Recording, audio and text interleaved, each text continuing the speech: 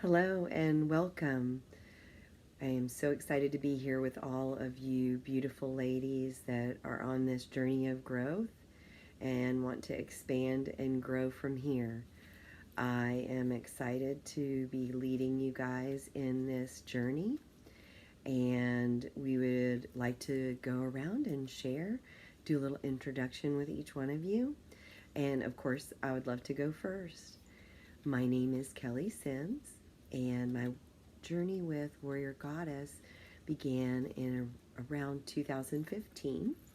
I was in a difficult separation with my husband at the time and striving to try and grow and change some of the negative patterns that I had been having in my life around that. I was already super excited. I had read the Four Agreements about, probably it would be more like 15 years ago now, and totally enjoyed that. And I found Heather Ash on Facebook and began following some of her pages.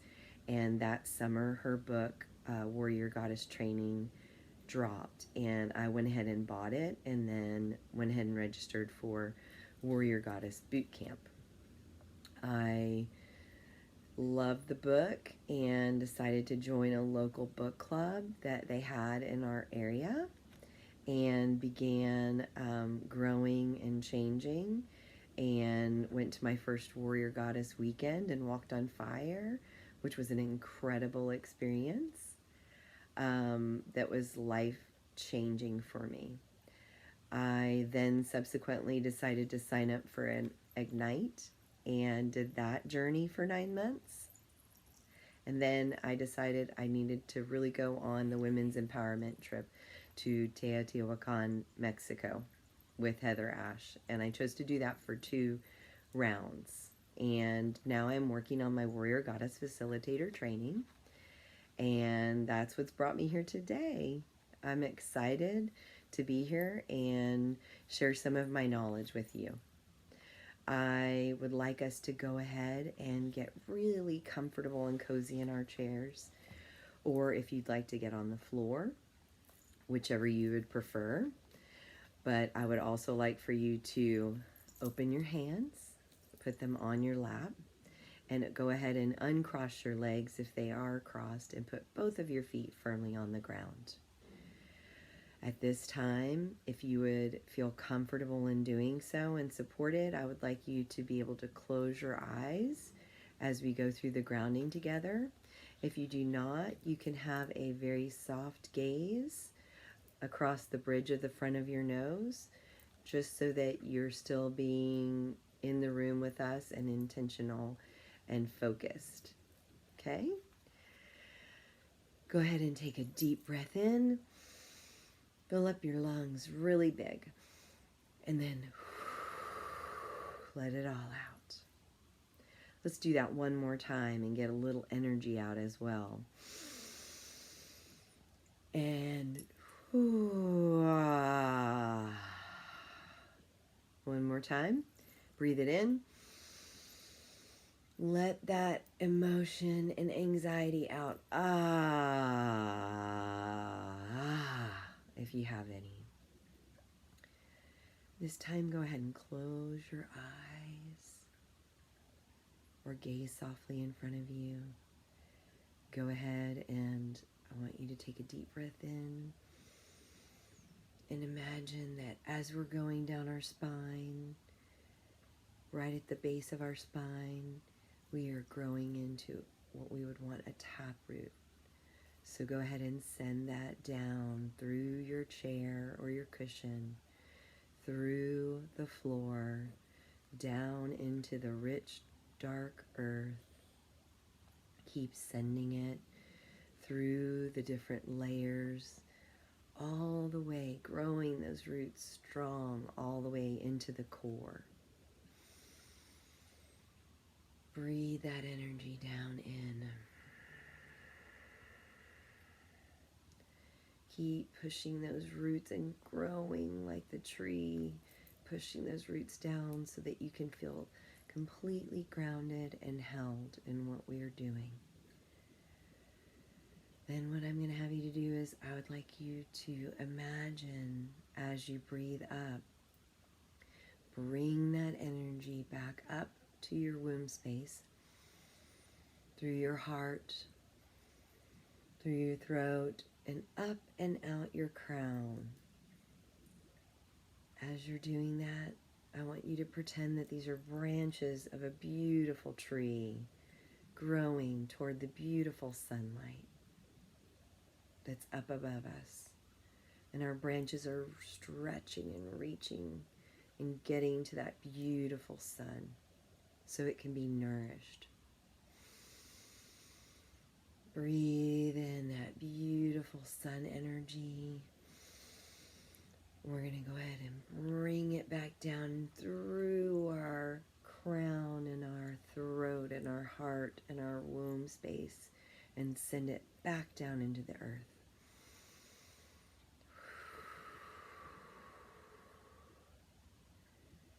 Now take a deep breath in and bring those roots back up, up, up, up, up, up, all the way. And out. And feel the radiating sun. Let's bring it back in one more time. Down, down, down into our good, healthy, deep roots. Then breathe up into your heart space. Put your hands on your heart and one hand on your belly. Take a deep breath in. Feel how supported and solid and here and present that you feel in your body as we begin. And when you're ready and feeling comfortable, go ahead and open your eyes and join us. Awesome. So today what we're going to be talking about a little bit is these things that they're agreements. What do you think an agreement is? Well, an agreement is anything that we say yes to, consciously or unconsciously. So there's, two different things there that are working, right? And a lot of what's coming in from the outside, the Facebook messaging, the messages, the commercials, the magazines, all of those things help form some of these agreements. And some not in such healthy ways. So the general message is about what you see, right? As we start exploring some of these agreements consciously and unconsciously. Most of them stem from two different places, and that is scarcity and fear. As you're seeing a lot of this stuff on Facebook or on Instagram, or even if you still watch TV and you watch commercials, they're always trying to sell you something. You buy this shampoo, you're going to be beautiful and people are going to love you. If you wear this perfume, you're going to be sexy and attractive. So the message, though, that they keep sending us is that we're never enough. We're never good enough, and we're never enough just the way we are.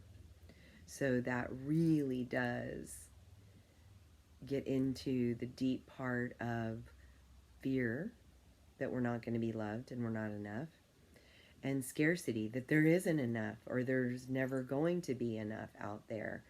We have to try and buy or make or do what we need for ourselves. And living like that is living in constant abandonment of ourselves, which leaves us feeling incomplete, empty, always scratching and trying to get the next best thing at the expense usually of ourselves, so it's not a great thing. And the two types of agreements, let's kind of covers some of those. There are the conscious agreements, which are the agreements that we have at the top. Okay, the conscious agreements, see, this is an iceberg, and this is the water. Okay, those agreements are things that we consciously agree to. Okay, those are the things like our job. We go to our job, we make this much money, we go every day from 9 to 5, we get paid this amount. We buy a house, we agree to pay for that house, and this is how much the money is every month. We lease a car for us to go to work for this much, for this long, and this amount. Those are all conscious agreements that we have about our contracts of life. And they should be reviewed pretty regularly as well, because we're always growing and changing. And maybe we need more or we want more for ourselves in our position or our car or our home. But then we also have these other agreements that are much deeper. And so, we see this part of the iceberg of the water. That's what's on top of the water. But when we go ahead and raise that iceberg up and out of the water, look at what we see. There's a whole lot more all under this surface. So this is the conscious, and this is the unconscious, which is much stickier and harder sometimes to go ahead and deal with. These are more like actions and energies that we have, or habits. Like one habit is that we must be available all the time.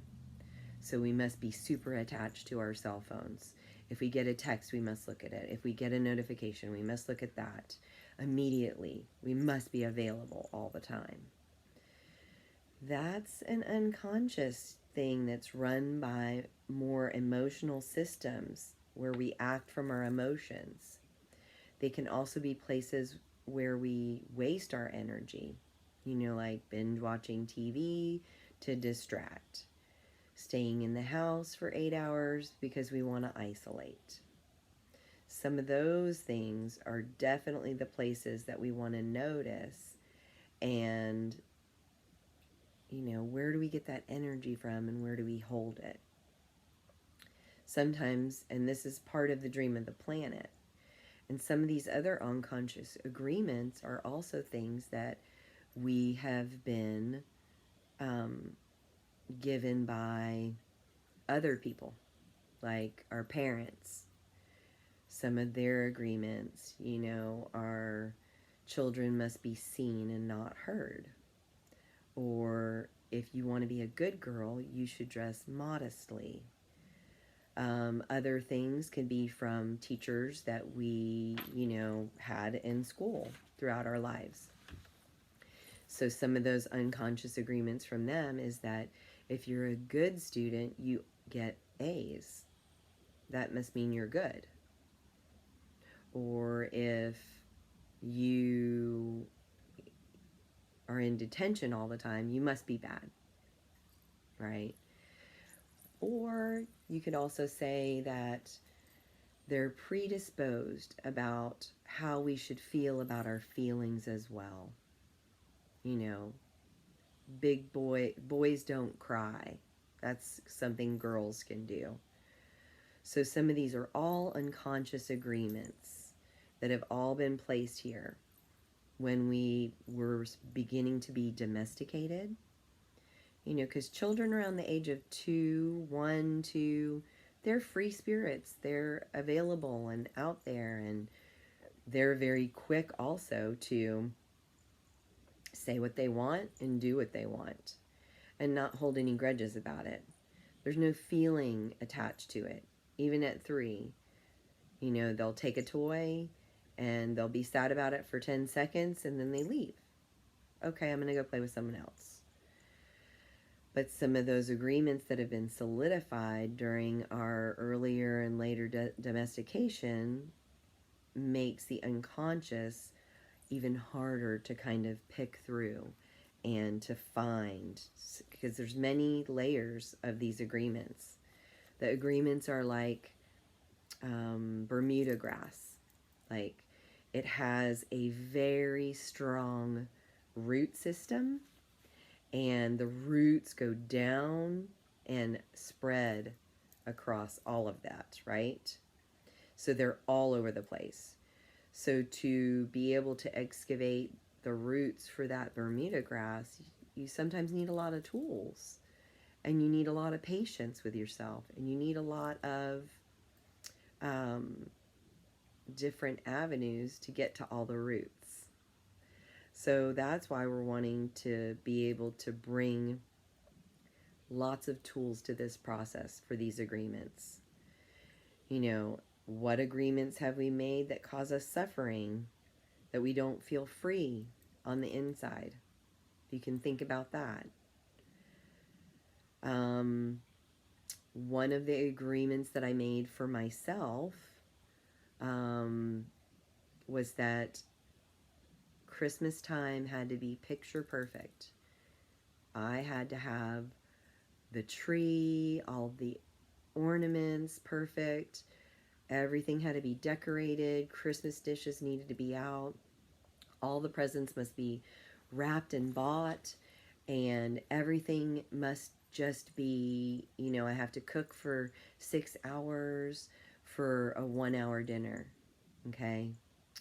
And it was a really sticky agreement for me that I had to get free on the inside about and not have so much attachment to what that was. And that it was more important for me to spend time with my children and my family than to worry about all the other details of the Christmas tree and the Christmas dishes and all the perfect presents. That maybe it was a time thing that should have been there in place instead of all of that. So that was kind of an agreement of suffering that was where I didn't feel free on the inside. So I think you should explore where you also feeling not free on the inside in some of your agreements. Because there's a big difference between obligation and want to. If you feel obligated to do all of the X, Y, and the Z, and you don't want to, then there's a lot of bitterness and resentment attached to that, and feeling attached to that. And that's part of one of the agreements that you need to peel back the layers to get to what is really at the root of that. Okay, so, you know, where are the places that we feel stuck? Is it about, because it's also really about becoming aware and finding those places where we feel stuck and going through this process mindfully and mapping out the destinations, right? So if a long time ago we used to have these things called maps. Does anybody know what a map is? I know that everybody knows that that is on their phone, that you can Google anything and you will have a map. But it's this, you know, cute little folding thing that you used to have and you still need to have in certain areas of the country because you don't have cell service. So if you were mapping out, what is the first thing you would need to find? The first thing you would need to find is, where are you on the map? Now, from there, once you have a dot where you are, then you find out where you want to go. Okay? Sometimes that's where we need to take the pause Sometimes we don't know where we want to go. And sometimes, we need to take that pause and think about, where do we really want to go? Okay? And where are we right in this moment? Okay? What agreements do I have that's stopping me from getting from here to here? Okay? Do I feel stuck? Do I feel lost? And we will keep building on this as we go through, but where are we putting the energy that keeps getting stuck? And where are we feeding it? Because I know on my map that sometimes where I start and where I end, it can look like a crazy mess in between, right? So we just have to be patient, use our tools that we have, peeling back the layers of what these agreements are and how we're feeling stuck, and what it's the feeling sense behind these things that can help us to move. And sometimes it helps us to move in great ways. The growth, sometimes we're in a shadow, but sometimes we get to the light. And these teachings and these tools are never meant to use them against yourself. Don't ever feel so upset with yourself that you're beating yourself up or judging yourself or victimizing yourself while we're on the map. We just need to adjust our assemblage point, okay? And celebrate instead of get down on ourselves. Yay! I'm going around that circle again. That circle, yay! Instead of, oh, great, I'm going back around that circle again. I'm never going to get off that circle. Okay, we just need to use our tools to help what we need to go in the right direction. Okay, so that is agreements. And many times we have a big closet where the agreements live. And we're going to talk about that next time.